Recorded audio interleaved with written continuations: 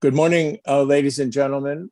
Thank you for joining us this morning for an interesting and I hope a very informative talk on the climate crisis, which is facing humanity and the world. We have a really fantastic panel this morning, composed of members of the Scotia Group, and we'll explain to you a little bit more detail what the Scotia Group is. We are also representing one of the sponsoring organizations of the Scotia Group is the Transatlantic Leadership Network based in Washington, D.C. I'm going to introduce our panelists briefly in the beginning. We have, first of all, Howard Covington. Howard is a former director of S.G. Warburg and European chief executive of Wasserstein Perella, which is a U.S. investment bank.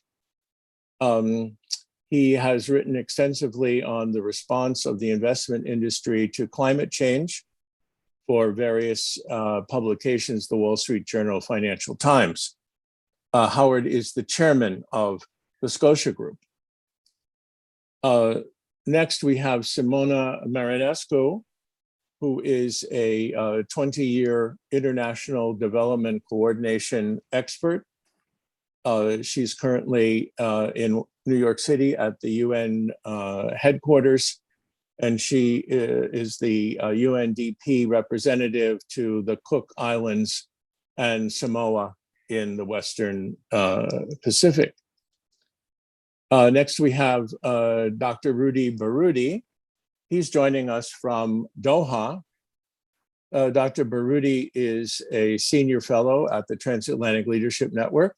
He's also the chief executive officer of Energy and Environment Holdings, which is a company based in Doha. He has 40 years of experience in the fields of oil, gas, petrochemicals, power, energy security, carbon trading mechanisms, privatization, and infrastructure. He is also the author of a forthcoming book entitled Climate and Energy in the Mediterranean, What the Blue Economy Means for a Greener Future. And he will explain to us a little bit about his forthcoming book a little bit later. And we have Alex Just, who is a senior consultant and barrister at Montfort Communications in London. He's been helping the Scotia Group for the past 10 months with strategic communications and media outreach. So those are our panelists. I'm going to run this webinar as a panel of the whole, so to speak. So I'll ask questions of the panelists specifically, and then other panelists will have a chance to respond or answer the question themselves in follow-on presentations. So let's get started with Alex. Alex, give us an overview, please, of the formation of the Scotia Group, what we've been trying to do over the past 10 months, and a little bit about our public relations successes. Thank you, Ambassador Craig, and good afternoon, good morning, good evening. It's a pleasure to be here talking on behalf of the many people who have worked extremely hard for the last 10 months, as Ambassador Craig said, on the Scotia Group project. In essence, the Scotia Group is an independent collection of 100 experts and distinguished individuals from a variety of sectors. We have particularly strong representation from the academic sphere, from the legal community, from former judges and former diplomats. And the group really came together, I think, as a result of realizing that there was a need and a space for a group of people to try and help Sherpa the COP26 process and provide some support and guidance both to the UK government, who of course have had the responsibility as COP26 presidents of putting on the summit itself in Glasgow, but also to other institutions that are very central to tackling the global climate emergency, including various organs of the United Nations, the UNFCCC, and then some of the other key institutions in terms of financing and global diplomacy.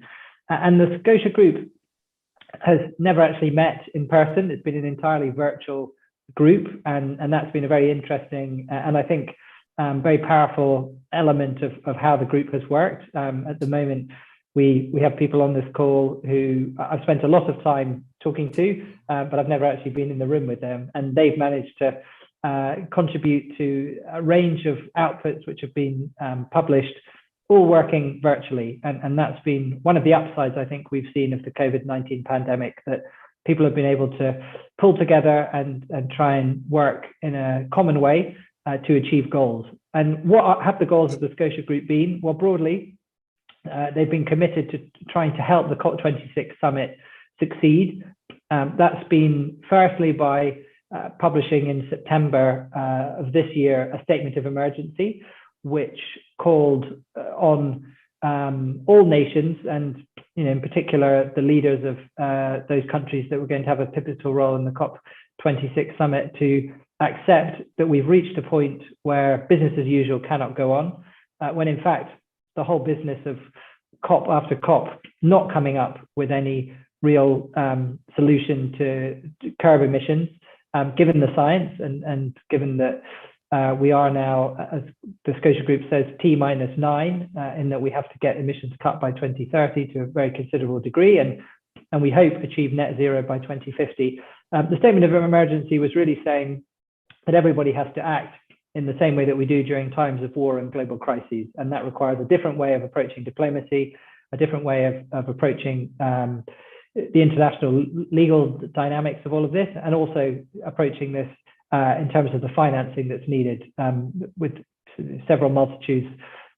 We had called in the statement of urgency more than what's already been committed. So that was the first major output, and we were delighted that that statement of emergency was picked up by media in countries around the world. It was particularly widely reported on Chinese social networks, which, given that one of the things the group called for was leadership by both the Chinese and American governments to end further investments in coal-powered plants, we thought that was a very positive sign. And obviously, China then did make some targeted moves in terms of not financing overseas development of coal power energy sources. So the statement of urgency was then followed up by a report which was given to the Italian G20 presidency. It was called the Climate 20 Plus policy, and it in essence called upon the countries of the G20 to play an enhanced role, acknowledging, as we'd said in the statement of emergency, that there was a need for global energy transition diplomacy, and for there to be real leadership by governments and international organizations in order to ensure that the COP26 summit was a success. The Scotia Group went into a great deal of detail in the policy. I'd urge you to read it. It is online at the Scotia Group website, www.scotiagroup.org. We tackled issues around the decarbonization policy and industrial leadership needed, particularly around hydrocarbon energy, but also steel, cement, and food.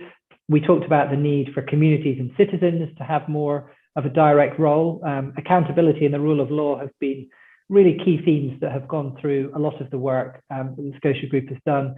And concluding the C20 Plus report with some specific recommendations, which concluded by saying that what we needed was leadership by G20 states plus other important actors, and the plus is quite significant because that does involve SIDS and other major stakeholders such as oil producing states, so that we can get consensus and then action on trying to deliver net zero by 2050. And that was sent both to the Italian G20 presidency, but also to heads of government for all the other G20 states.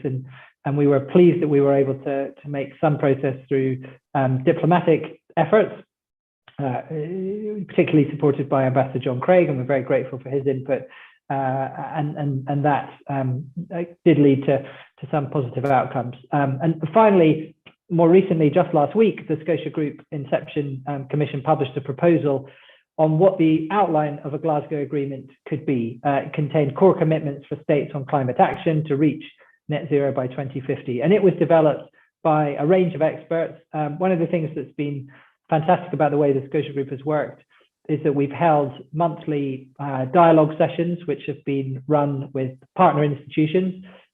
We've had that all kicked off with a wonderful event with the Transatlantic Leadership Network, but we've also had events with the University of St Andrews, with Harvard University, with the University of Oxford, Queen Mary University of London, the International Bar Association, and Institution Quraysh. And we will be hosting a forum on the 11th of November with the University of Glasgow during the COP summit. So all of those partner institutions have provided us with a great platform to bring experts together to discuss specific challenges. All of those dialogues are written up and able for you to both watch the full recordings or to read a summary of them on the Scotia Group website. And then we had climate majlis sessions, which took the form of an informal discussion, trying to use the traditional Arab format of having sort of elders come together to try and solve problems. And that was very much inspired by the Scotia Group's founder, Professor Malik Dahlan, who is now an emeritus professor at Queen Mary University of London. And we drew great strength from the solidarity that the group showed in discussing the ideas from the dialogue and in trying to come up with constructive solutions. So that has been a whistle-stop tour of our work over the last few months. We're very pleased that the media have taken an interest in our work. The forum on the 11th of November is going to be covered by the Scotsman newspaper, who are the official media partner of the Scotia Group for that event. And there have been op-eds that have been published by the Scotsman, as well as by other publications, including Ambassador Craig, who wrote an article that featured in The Hill. So we've been really trying to leverage the goodwill and the energy and the great efforts of our membership, as well as those partner institutions. And we're delighted to be able to be here today to discuss this very important topic on the eve of COP. Thank you, Alex. Howard, the Scotia Group published a statement of urgency just a few weeks ago. Can you describe the statement for us and what was called for in that statement? Yes, John, and hello everybody. It's a great pleasure to be with you today. So we published a statement of urgency, which was an open letter to the Secretary General of the United Nations. It was a remarkable document in as much as it was agreed by just about all of our members. And we had, as you can imagine, a number of drafting sessions to get our members to agree. It began by saying that it's quite obvious what is now needed if we are really going to make an effort to address the climate problem, a realistic effort. And that is the cessation of new fossil fuel projects, a carbon price up at something like $100 a ton of carbon dioxide, much greater clean tech investment of the sort of number that's being is $5 trillion a year. Certainly all of this aimed at halving emissions by 2030, but also we need a framework for assessing the delivery of the promises that governments have made, because promises are easy and delivery is difficult. We perhaps cheekily, but I think realistically, called upon China and the US to lead the world in closing coal plants or retrofitting them with carbon capture and storage. And we called upon Saudi Arabia to lead OPEC in halting investment in new additional oil and gas projects. We called upon those countries to do those things, very much in line with the International Energy Authority's latest report on what you need to do to get to net zero and hold warming to something like 1.5 degrees. We also we didn't suggest, but we pointed out that it was entirely obvious that the rich countries of the world should honor the $100 billion a year commitment that has been made, gosh, a decade ago or something like that, to the poorer countries in the world. It's ridiculous that hasn't been honored. And we suggested creating that governments should create a $1 trillion energy investment fund to really light a fire under clean tech investment around the world. Lastly, we suggested that multilateral banks and indeed the World Trade Organization should take everything that's going on in the effort to contain climate change into account and try to work with it rather than creating obstacles to it. And finally, we suggested that the effort needs to be much broader than just governments coming together once a year for a good old talk about what's going on, and that communities, cities, regions, young people, minorities should all be drawn into what should be a global effort to try and get emissions down. We managed to get all of that into just a few pages. I commend it to you. There we are, John. Thank you, Howard. Let me turn to Simona. We followed up, the Scotia Group followed up the statement of urgency or the declaration of emergency in early October with a climate 20 plus policy proposal, which was sent to the Italian presidency of the G20. In terms of an advocacy strategy, why did the Scotia Group decide to focus on lobbying G20 nations? Thank you so much, Ambassador Craig, and also the Transatlantic Leadership Network for inviting me to this discussion.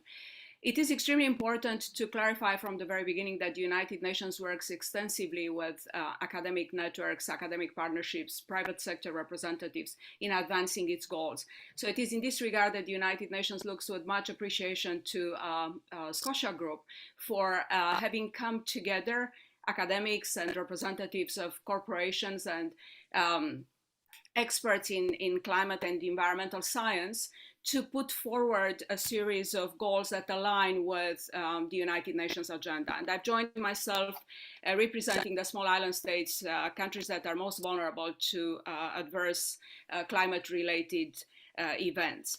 It is important to address G20 in the process of getting to net zero, hopefully by mid-century, because countries need to have financial means to be able to advance their decarbonization processes. We, at this point in time, are at 100% global GDP public debt. It's an unprecedented level of indebtedness that makes almost impossible progress towards net zero unless some solutions are being found for debt restructuring and for allowing countries to be able to borrow, to be active in financial markets, and again, secure their financial means to advance the climate agenda.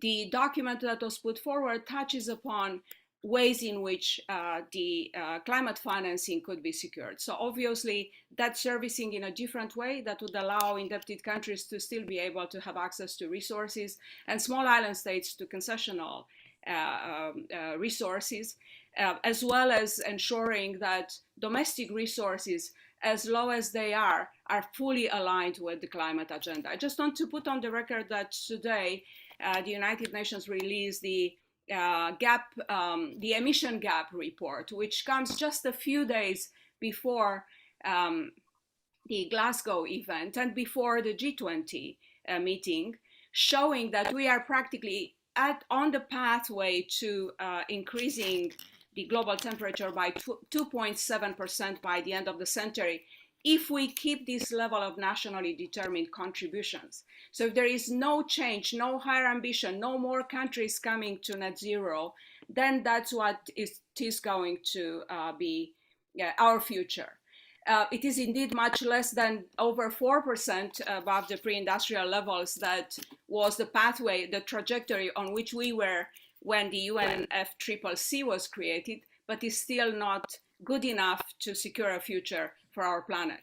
Unfortunately, only 49 countries have committed to net zero by 2050, by mid-century, and 12 of the G20 countries are firm in their commitment. So we very much hope that G20, right before the discussions in Glasgow, would make a call on all its members to commit to net zero. If there is no commitment on net zero, there is much less that we can hope for. So obviously, reversing the wheels of the global warming should start with this firm commitment of decarbonizing the planet by mid-century. There is a lot more to discuss about why G20 is relevant and why it is ideal that Scotia Group put forward a document for the upcoming meeting, and actually for the earlier meeting in October as well. So in 2020, when the planet was on a freeze, we only reduced carbon emission by 5.4%, as the same report shows. And unfortunately, the recovery has not led to a continued progress towards decarbonization. Only 17 to 19% of the funds involved in recovery by May 2021, when our data collection stopped, actually adopted greening processes. So we talk about less than $500 billion out of the 2.3 trillion investments in recovery post-COVID-19 and during COVID-19, actually. We are not yet out of this unprecedented health crisis. So it looks like our commitments, verbalized commitments, are not necessarily followed by action. And G20 is relevant because organizations that are in charge of science have produced a lot of strong evidence that the planet is not on the right trajectory. And we also know that countries continue to call for access to climate financing, the financing mechanism defined by the Framework Convention, to provide resources at the level required. The $100 billion that we are unable to actually secure in Glasgow would not necessarily cover all the needs. It's just the foundation of commitment that we hope to achieve. But in reality, the money will not be enough. So we indeed commend the initiative of Germany and Canada to push for at least this particular milestone to be achieved. But we all know that funding required is much higher. And I also want to put on the record that the Middle East Greening Initiative summit that took place yesterday in Riyadh has also heard many more nations committing to decarbonization, including Saudi Arabia by 2060. So it looks like there is positive energy around the climate agenda, hopefully strong enough to get us to a positive outcome in Glasgow. But without G20 clarifying at the end of the month how that is going to be dealt with, what exactly other financing scenarios combining public financing with private financing towards decarbonization, and overall ensuring that we look into the climate challenge as a means, ultimately as a means concern, we are not going to see in Glasgow much more than what we know right now. And unfortunately, post-Glasgow progress will remain limited. To be able to achieve the goal of 1.5 Celsius degrees increase post pre-industrial levels, we would need to cut by 2030, according to the latest analysis, 55% of the current emissions. On the current trajectory, we are only going to reduce carbon emission by 2030 by 7.5%. So I don't think we need more data to demonstrate the climate emergency we are all faced with. That's where Scotia Group made the appeal very, very clear. And we do hope that Scotia Group will continue to advocate and will continue to push for international organizations to meet the commitments and to serve the people of this planet, recognizing that indeed access to a healthy environment is a fundamental human right, as the Human Rights Council decided on 8th of October. Back to you, John. Thank you, Simona. I think our audience has a good idea of how urgent and how much of an emergency the whole climate change issue is. And just to put a little bit of perspective in terms of what's coming up, we have these two extremely important events, the G20 summit in Rome over this coming weekend, and then the Glasgow Conference of the Parties Summit on the 2nd of November. I want to turn to Rudy, who is out actually in the Persian Gulf, in the Arabian Gulf and the Middle East, and just to ask him, what do ad hoc groups of experts like the Scotia Group, do they have a role to play in encouraging energy transmission, transition diplomacy from your vantage point out there in the Middle East?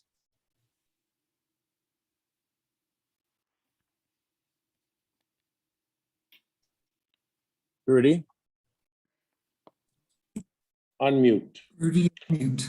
First of all, Ambassador Craig, I want to thank you for inviting me to join you today. Ad hoc groups, organizations like Scotia Group, they are definitely the core accompagnateur, the core advisors and constant advice to disseminate knowledge.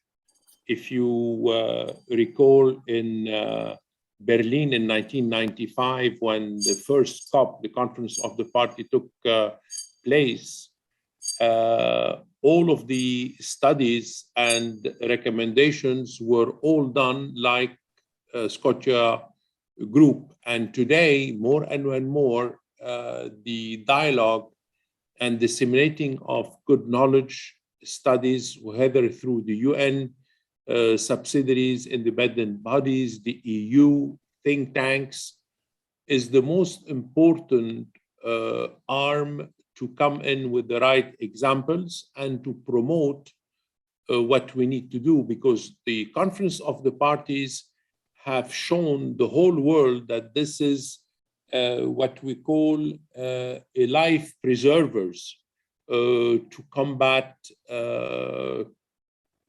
the bad climate, to protect the Clean Air Act, etc. So the dialogue and diplomacy, bridging government and non-government is an essential part, an essential tool where people can sit down and discuss what is the real agenda that needs to be taken. In a few years' time, I have done a few studies.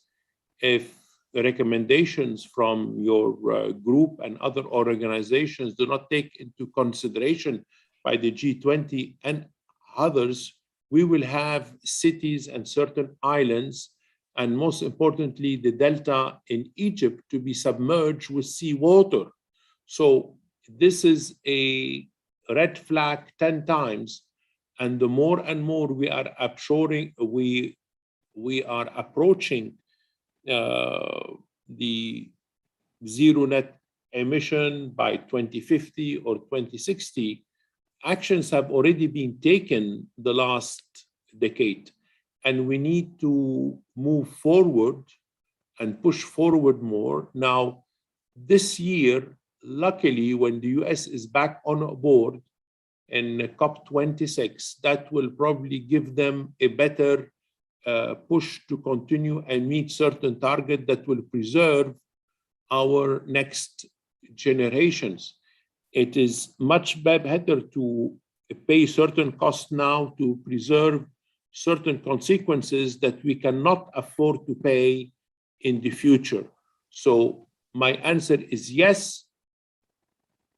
Groups and ad hoc groups are essentials to keep on energy diplomacy for I cannot say the zero carbon emission and all, because this is, a long shot. We will still need hydrocarbons. We will still need the oil. We will still need, but we definitely need to bring it down by 40, 50, 60, and 70% in the next 25 years. Thank you. Thank you, Dr. Baroudi. I'd like to ask a question to be answered by first Howard and then Simona. Last week, the Scotia Group published a proposal to achieve a Glasgow agreement containing core commitments for states on climate action to reach net zero by 2050. The question to each one of you is, starting with Howard, which of the 9 core commitments do you think are the most important to ensuring that Glasgow is a success?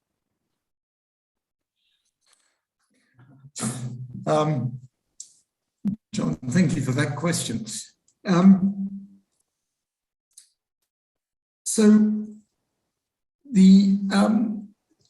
In many ways, the COP process has been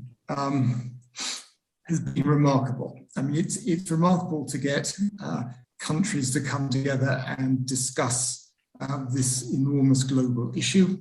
It was remarkable to get the Paris Agreement and to get countries to acknowledge that a great change had to happen.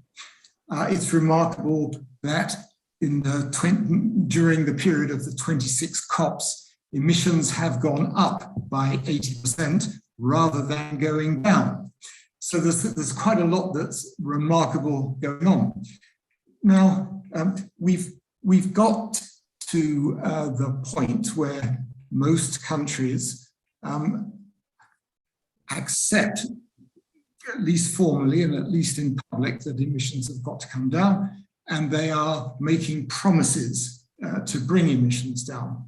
The thing that is now most important is to see those promises enforced somehow.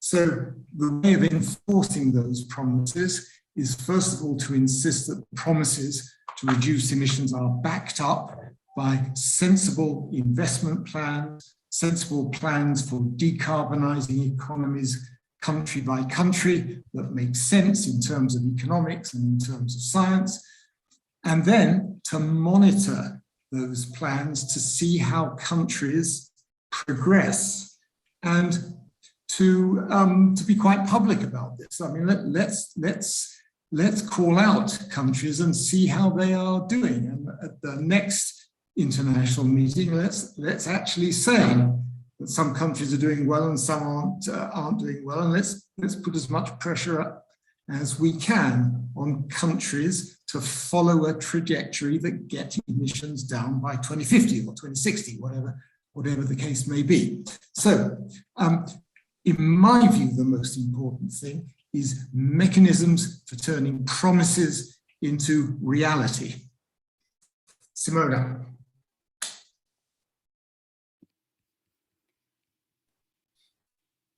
Thank you. Can I follow Howard with a few words? I believe Howard mentioned precisely what we all thought would be necessary to ensure that Glasgow will be followed by meaningful action, which is clarity on mechanisms and how we move together. But fundamentally, what we want out of the commitments to be the key achievement in Glasgow is agreeing that net zero should be binding. We do have a binding Paris Agreement on 1.5. However, how to achieve that has come through science most recently, making very clear that we need to decarbonize to net zero by 2050. So that's an important commitment that we should see adopted by all signatory parties to the Paris Agreement in Glasgow. As Mr. Baroudi rightly mentioned, we don't talk about zero carbon because it's unrealistic to believe without having the necessary technologies and the means to convert to renewable energy very soon, we are going to abandon hydrocarbons. Ideally, we should, and obviously we absolutely need to start with coal. But the reality is that technology would need to pick up and provide viable solutions and affordable solutions while we phase out hydrocarbons. So that's why we talk about net zero, which means that whatever carbon emissions will still be released to be absorbed by the planetary natural mechanism. So that's the net zero we are talking about.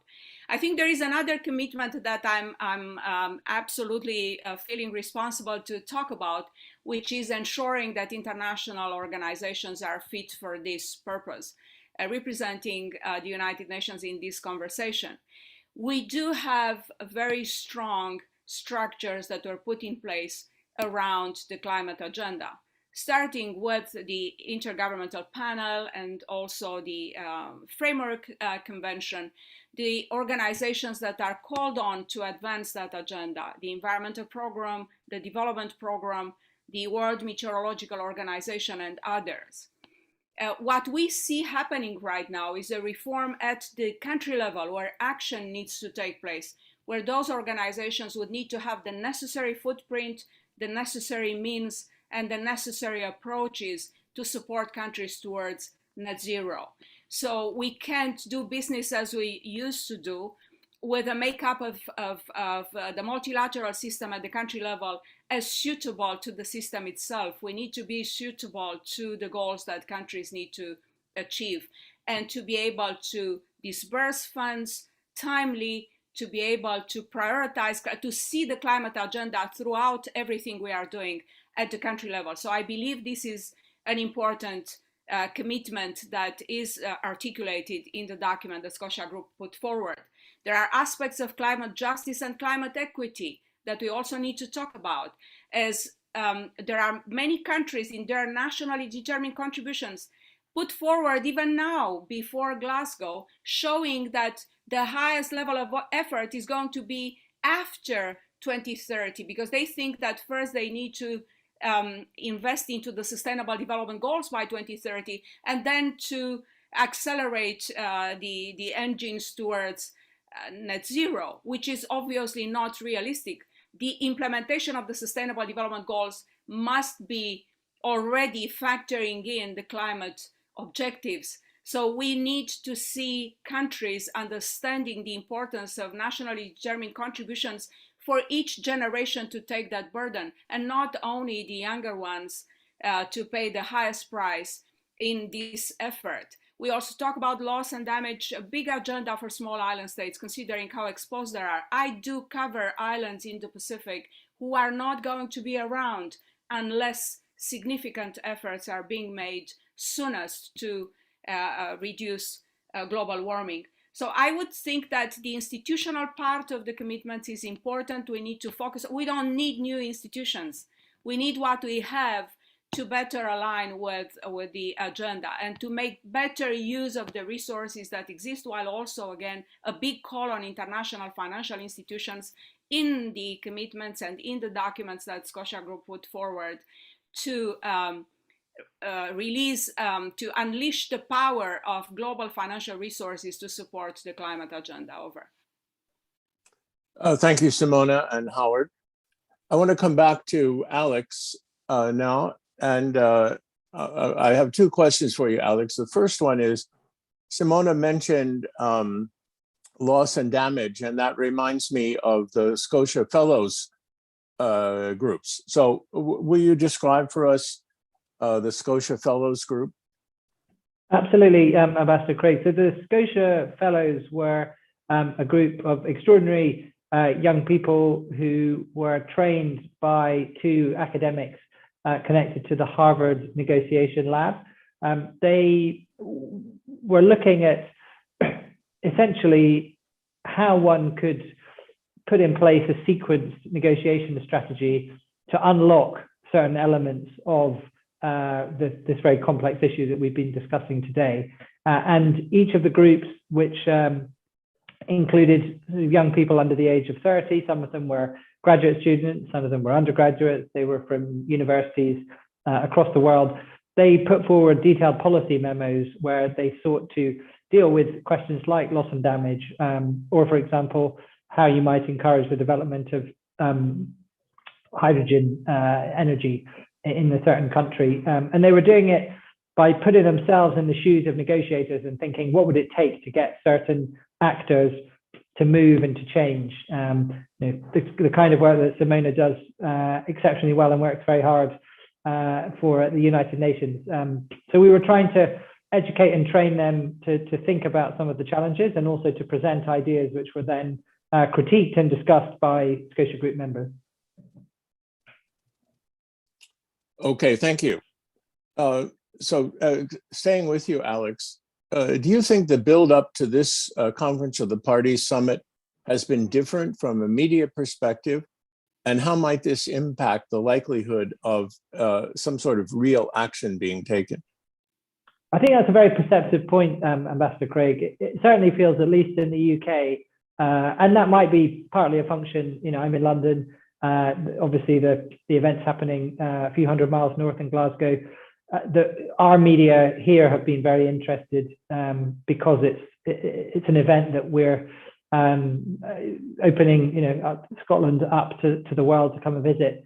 But I do think, partly, as Dr. Baroudi said, the US being back at the table has meant that there is a feeling not only that there's a will, but also that many of the key players in this whole debate will be in Glasgow. There's some speculation as to whether President Xi will come from China, but I think the media obviously like to find narratives, and the UK government has been expectation managing. Our Prime Minister Boris Johnson was talking to some school children just yesterday and was saying that he thought it would be very challenging to reach an agreement. Now, you never quite know with politicians whether they're saying that so that they can then achieve a breakthrough and say, oh, look, I've done a fantastic job, or are they trying to temper expectations so that people don't expect everything to be resolved in a 2-week period. But I think it's great that there's more scrutiny of the media. I think it's good that more voices are being heard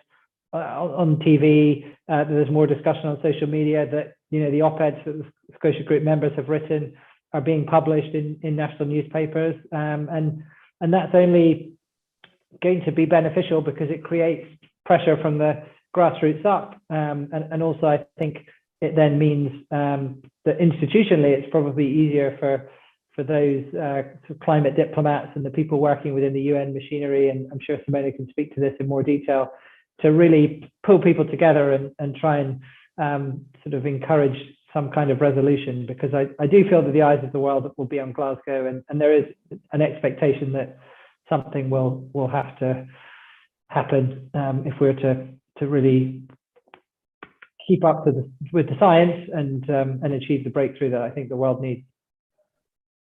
Yes, I certainly agree with you. And I believe that groups like the Scotia Group have really played a role in bringing spotlight on this, as opposed to just the traditional science and advocacy roles that these groups have played. Rudy, I want to come back to you in the Middle East.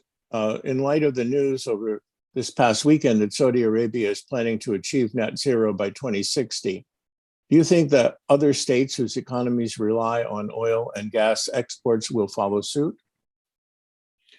Well, first of all, the Saudi move is a great and well appreciated move, and they have been for the last, I would say, 10 years, along with the UAE and Qatar. They have been basically moving more into wind and solar, and they are indeed going to be embarking on this role. And they are, I would say, like the Scotia Group raison d'etre, it says that you were brought to the fore for a humanitarian sense of a linked fate. Linked fate are the words of the raison d'etre of your group. So everybody has to bring down the carbon footprint. Everybody here is going now solar, even though to a certain extent, as you probably know, crude oil and gas, they are much cheaper than solar panel and wind, but they are embarking on this because they have to participate at their scale here, even though they have a lot of manufacturing, steel, petrochemical, polyethylene, polypropylene, and all the type of refineries here. They have to embark from their zone here to bring it from red to orange, orange to yellow, and hopefully in 20 or 30 years' time. But as Simona said, we will always use hydrocarbons to a certain type of industry. For the steel manufacturing, for example, we cannot get an Airbus A350 now on solar. Maybe in 20 years' time, things would be different. The manicure and the pedicure, they are still coming from aromatic gases that are the basis of olefins that comes out from oil. But in general, like Alex said, if we try to phase out the coal power plant, the heavy diesel power plant, we have like in the Euromed around 1,600 of megawatt that can be transformed in about 2-3 years' time into wind. We have the sub-Saharan desert that is as big as the US area and or China. If we put solar panel just in 10% of the sub-Sahara, we can give 50% of total European countries their total energy needs. But we cannot give fuel for an airplane to take. But we have already moved beyond the target. So yes, to answer your questions, all of the Gulf is and has been very serious about its climate actions. They are on board. They have been attending most of the COPs from COP20 now till now, and they are going to be very much participating, and they are committing. They are committing to certain things. Every country that you will see now, apart from Egypt that has started long time ago their solar, every country is moving on solar and renewables like crazy. And they are already investing in the hydrogen, in the green hydrogen technology. So this will be also another plus due to their gas, due to their hydrocarbon, they are going to use some of the gas for green hydrogen production. Thank you, Rudy. And I'll just point out that there are expectations that the next two COPs will be held in COP27 in Egypt and COP28 in the United Arab Emirates. Excellent. And I also want to mention that the United Arab Emirates has really speeded through the development of nuclear power generation technology, and their nuclear power plant in Abu Dhabi is online in just a matter of 3 to 4 years. So yes, Rudy, I think that the Middle East area is really catching up to the idea of alternate sources of power generation. I'd like to ask a question now for all of the participants. And let's start with Alex, and then we'll move to Rudy and Howard and Simona. How optimistic are you that there will be a breakthrough agreement in Glasgow that genuinely changes the dial in terms of our global response to the climate crisis? So Alex, if you'll try that first, and then we'll move on to Rudy, Howard, and Simona. As I said before, Ambassador Craig, I certainly feel that there's a will in terms of the public mood here in the UK, and I, on a personal level, really do hope there's a breakthrough. I have a 3.5-year-old son and a 1-year-old son, and for their sake and their children's sake, I think we really need to find some way of reaching a breakthrough. But the realities of politics and international diplomacy and sort of where the world is at probably lead me to be a bit more circumspect. I think that things have changed a lot since Paris, and I think what we can be grateful for is that there doesn't seem to be as much of a pushback against the science and a pushback against the idea that we need to transition our economies and move to a situation where we are at net zero, whether that's 2060, 2050. I mean, the sooner the better. So I think something will be achieved in Glasgow. I do think so. Whether it's a defining agreement that solves this whole thing, I think that's unlikely, but we're making progress, and for me that's a great thing, and a great thing that the Scotia Group and the work that I've been able to do with them has contributed to that, even if it's in a very small way.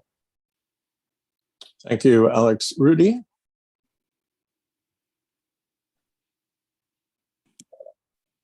Ambassador Craig, already the writing on the wall for success is already there. There is no question. When you see, since the beginning of the year, the super oil and gas majors around the world, like Exxon, Shell, Conoco, their most influential and most powerful board of directors, who run trillions of dollars of oil and gas around the world, were toppled by one green activist. ExxonMobil, by one small green activist from San Francisco, turned the board of directors upside down for green initiatives. Shell, the same thing, Conoco, the same thing, and one more oil and gas firm. So if you see these conglomerates that in the 60s and 70s and 90s that they used to run the whole world economy, today they are at the mercy of one green activist, but for a good reason. It is not like a toppling down. No, there is a good reason. We have a common fate. We have one planet. Everyone has to stick to an agenda to do his business with less carbon footprint, starting from the upstream, where they are recommending for President Biden to have no more acreage, no more oil and gas exploration, which could be looked into. But to stop it now, I don't think it is a doable thing, but could be done in 2, 3, 4, 5 years' time. The answer is yes. Preserving the ecology, yes. The biodiversity is yes. Now, to have all of these big nations to go there, already it's a win. Like I said prior to that, the US back on the table as a major polluter and a major contributor for any net zero emission is a success. I have no doubt that it's going to be a successful one. I have no doubt that with the rising oil prices now, that a lot of developing countries, they are going to run for wind, and solar to a certain extent. So I'm just looking for a very positive end, and good luck to the attendance there. Thank you, Rudy. Howard? So, John, the UN Secretary General has today said that countries are utterly failing to keep the goals of the Paris Climate Accord within reach. Those are his words. So he's setting out his position before the meeting. Boris Johnson has said it's touch and go whether there will be a successful outcome. I am pretty sure that Boris Johnson will announce a successful outcome. Something will be conjured, a rabbit will be pulled out of a hat that Johnson can say it's successful. But the objective measure of success is how much the world is expected to warm. Simona has said that the latest compilation of numbers is something like 2.7 degrees by the end of the century. We have just about locked in 2 degrees. I think 1.5 degrees is as a possibility is almost non-existent, absent some sort of world war kind of mobilization to get emissions down. So that the spread of outcomes for the world is somewhere between 2 degrees of warming and maybe 3 degrees of warming. 2 degrees, scientists think, will be very dangerous. 3 degrees will be highly disruptive for civilization. None of our political representatives is really taking this seriously, not even now. We are headed into quite a dangerous place. So my conclusion is that enough will be done to declare it a success. But unless people like the Scotia Group keep up a huge amount of pressure in the next few years, the world is still headed into dangerous and difficult territory. Thank you, Howard. Simona? I do not think the planet has an option at this point in time. Obviously, the United Nations remains optimistic. It's our mission to ensure that we keep the dialogue going, and we use our convening power to allow countries to discuss and come up with solutions. But we reached the point where there is no other option than just full commitment to ending global warming with getting to net zero by mid-century. It depends on how we define success. And I think Howard made some very solid points there.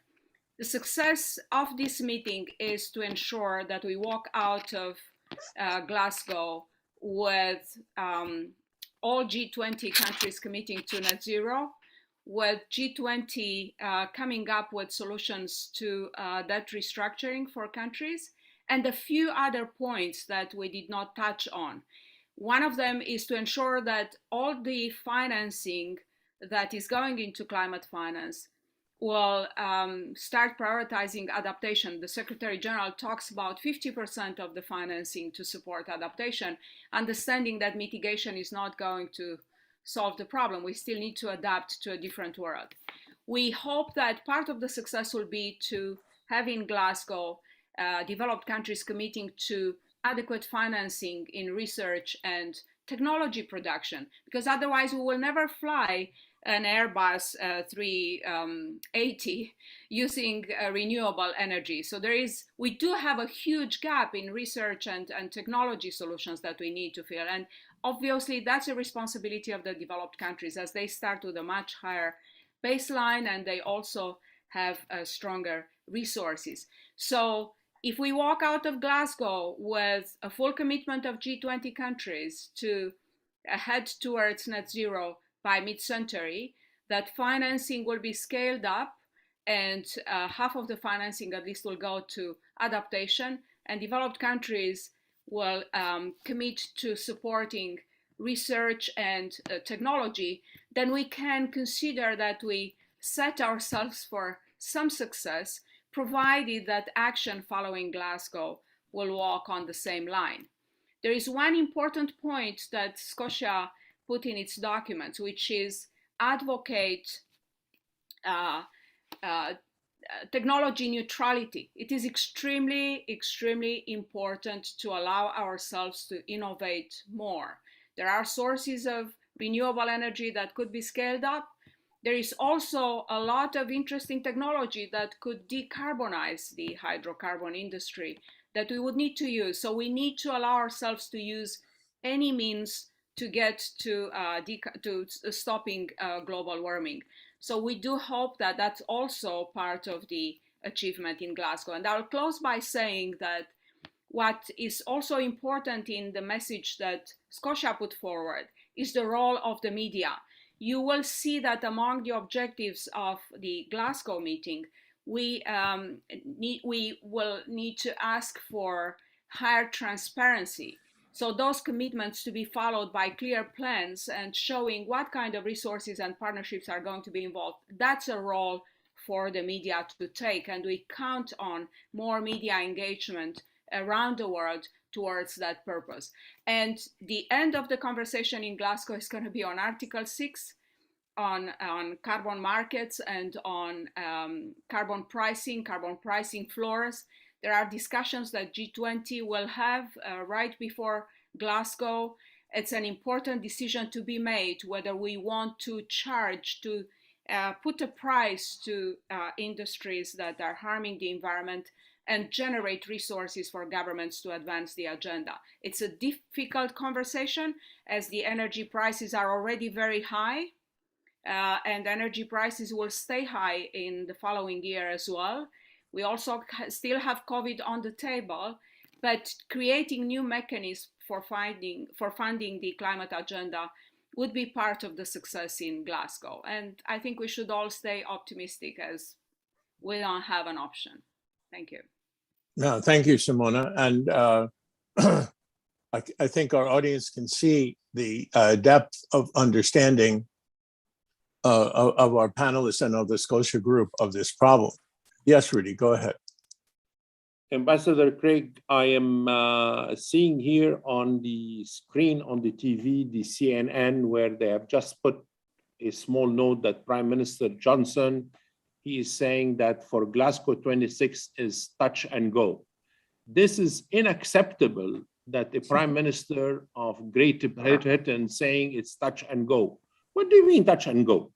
We have the commitments, we have the budgets. Whether it's net zero, is it 15% or 20% or 30%, we can do it. All what we need is basically to bring the appropriate funds through multinational banks, through other organizations. We have had a big pandemic, yes, but if you consider the defense budget of the US in 2020, 720 billion USD, Great Britain, France, Russia, Saudi, around $59 billion each. China, 206. So it's over 1.1 trillion. If we take 1% of this defense budget to send missiles and arms and whatever you want to call that, just put it into green, wind, solar. It's going to be a success. It's a matter of fate. They are saying that it's the highest, the United Nations now is saying that it's the highest carbon emissions in 3,000 years. In 3,000 years, we were living next to the lakes, next to the rivers. We didn't have refineries. We didn't have the airway bus. We didn't have the cars. Sure. So all what we need is a commitment for certain funds for at least to give the nations the assistance to decarbonize and fight global warming. Global warming is a big red flag for all of us. We all need to act. And for sure, Scotia media and the media is an essential thing to raise awareness and disseminate knowledge through institutions like yours, like United Nations, like the European Commission, to assist. There are, like Simona said, there are certain islands will not exist in a few years' time. We have to realize this. Thank you. Yeah, thank you, Rudy. And I think this the responses here show that there is going to be a continuing role for the Scotia Group moving forward, maybe an even more important role moving forward than we have experienced in the last 10 months. I want to give, at the end of our session here, I want to give Dr. Baroudi a chance to tell us about his new book. He's done a lot of research on the question of climate change in the Mediterranean. So Rudy, give us a few minutes of your time to tell us about your new book. Sure. Thanks. You know, it's a book that I have done after a maritime boundaries book dispute for the Euromed. I'm from the Mediterranean, and I've been doing research and work for all over the 23 nations there. And I found out that the blue economy is a necessity for our Euromed, and it is no longer as an option. I have done also through some satellite imagery the best places for wind farms. And I could extract that the Euromed, the 23 countries, could install very easily from 0 meter to 60 in the sea and 60 to 250 meters in the sea, around 1.5 million gigawatt. Now, having said that, 1.5 million gigawatt, that will basically turn off all of the coal-fired power plants, the gas oil power plant, the heavy fuel oil power plant, and they will give zero emission to something like 200 to 300 million Euro-Mediterranean. The Euro-Mediterranean is an area composed of something like 450 million people. Now, what we are saying is that the Med has certain high capacity of wind. Also, it has a tremendous place for solar, as you all probably know. The Sub-Sahara has a superficie of something like 9 million and some square kilometers. The US is 9.7 million, China is 9.4. So the Sub-Sahara is a huge piece of a desert with the highest solar concentration around the world. Now, if in Tunisia, Morocco, and Egypt, some to Libya, we can create 10% of the Sahara region, we can give 50% of all 27 member European country power all year long, all day long, 365 days a year. The only thing that we need is a simple cost. Now, the cost of a solar and the concentrator rotors came down 80% since 15 years ago. So all what we need is that the diplomacy, the energy diplomacy, your group, the media, to keep on bombarding these banks, these policymakers, the NGOs, the government, to start investing into the clean energy. And we will reach one day what we want. At the same time, it is good that we meet, we take the picture, it's very essential, but we have certain solutions that will save the planet. So from the Mediterranean side, there is a major footprint to decarbonize the whole zone if we wish. And we can do this from 0 year to 5 years. In 0 to 3 years, we can install 1,000 gigawatt from wind, only wind. So you can see the beauty about this, and this is all from 0 to 260 meters. We are not talking about the half a kilometer, which all of the stuff, which is still quite expensive, but from 0 to 50, it's quite a cheap one. Plus the solar, we have abundant sun. Why don't we use that? Just we can take off so many CO2s, and we can keep, to a certain extent, the planes, like Simona said, we are bound to have it, certain diesel, we are going to have it, but we can irradiate all of the coal power plants from the zone.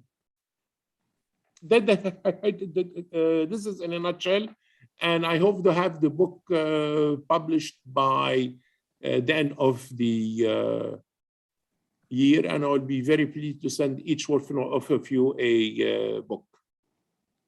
Well, Rudy, thank you very much. And what a great optimistic point to take off from at the end of our discussion. It's a hopeful point, and I think it's something that the Scotia Group should be very interested in the future. I'd like to thank our panelists. I think this has been a remarkable, concise trip through the work of the Scotia Group, and by comparison, the work of the lead up to the Glasgow Summit Conference. And now we will see how the G20 works out. We don't have to wait too long. And certainly we'll see how Glasgow works out. I don't think we have anything planned for the post-Glasgow analysis of what happened at Glasgow, but I'm sure there will be lots of analysis going on. So thank you to our panel, Alex, Howard, Simona, and Rudy. And let's stay tuned to see what the news tells us about the weekend and the Glasgow Summit. Thank you very much to our viewers and our participants. I hope we've brought you a measure of understanding in actually in a very short period of time about what we're actually facing in terms of challenges posed by global warming. Thank you. So thank you all.